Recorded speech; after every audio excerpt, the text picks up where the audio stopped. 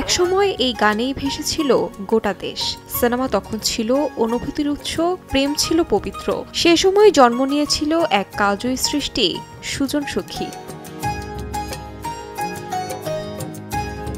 দুই ভাইয়ের বিবাদের ভেতর হারিয়ে যাওয়া সম্পর্কের মাঝে জন্ম নেয় সুজন ও সখীর এক নিষ্পাপ প্রেম। ফারুক ও কবরের অনবদ্য অভিনয়ে এই প্রেম পেয়েছিল চিরকালীন রূপ।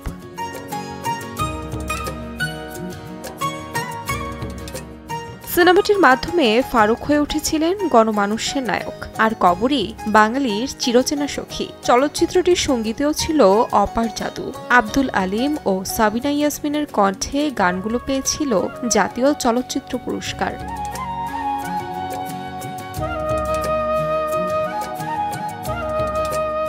১৯৭৫ সালের ১১ অক্টোবর মুক্তি পায় খান আতাউর রহমান পরিচালিত সুজন সখী চলচ্চিত্রটি। গ্রামীণ জীবনের সরলতা, পারিবারিক দ্বন্দ্ব আর মানবিকতার আবেগে করা এই গল্প আজ পূরণ করল ৫০ বছর।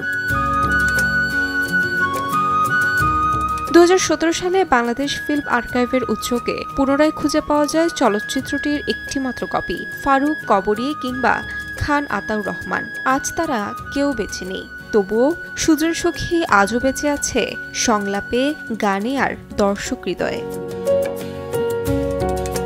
তাহমিনা তন্নি, সময় সংবাদ, ঢাকা।